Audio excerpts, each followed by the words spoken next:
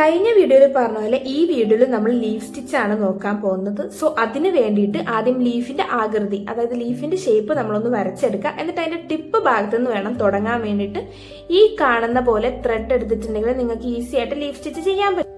ആദ്യം ഇതിന്റെ ലെഫ്റ്റ് സൈഡിൽ നിന്ന് ത്രെഡ് എടുക്കുക. എന്നിട്ട് അത് ഓപ്പോസിറ്റിലോട്ട് അത് കുത്തി താഴത്തോട്ട് ഇറക്കുക. കുത്തി താഴോട്ട് ഇറക്കുമ്പോൾ ആ ഒരു ത്രെഡ് ഫുള്ളായിട്ട് നിങ്ങൾ താഴത്തോട്ട് എടുക്കരുത്. അതിനെ മുന്നേ തന്നെ നടുക്കുന്ന് നമ്മുടെ ത്രെഡ് എടുത്ത് അത് സെക്യൂർ ചെയ്യുക. ഇപ്പൊ ഇതൊരു വി ഷേപ്പായി. എന്നിട്ട് ഒന്നും കൂടെ അത് സെക്യൂർ ആവാൻ വേണ്ടിയിട്ട് ഒന്നും കൂടെ അത് കുത്തിയിറക്കുക. ഞാനിത് പറയുമ്പോൾ നിങ്ങൾക്ക് എത്രത്തോളം മനസ്സിലാവുമെന്ന് എനിക്ക് ഒരു പിടിയുമില്ല. അതുകൊണ്ടാണ് ഈ വീഡിയോ കണ്ട പെട്ടെന്ന് മനസ്സിലാകും.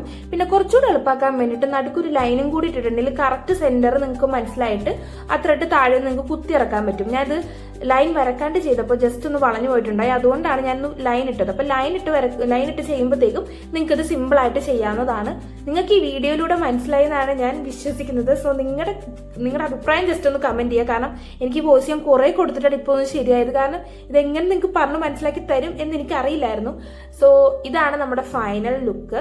നിങ്ങൾക്ക് ഇഷ്ടപ്പെട്ടിട്ടുണ്ടെങ്കിൽ ലൈക്കും ഷെയറും സബ്സ്ക്രൈബും എന്തായാലും ചെയ്യുക. ഇനി അടുത്ത സ്റ്റിച്ച് ഏത് വേണമെന്ന് നിങ്ങൾ കമന്റ് ചെയ്യുക. ഇനി അതല്ല ഈ ഒരു സ്റ്റിച്ച് വെച്ചിട്ടുള്ള ഡിസൈനാണ് നിങ്ങൾക്ക് വേണ്ടെങ്കിൽ അത് നിങ്ങൾക്ക് കമന്റ് ചെയ്യുക. So by.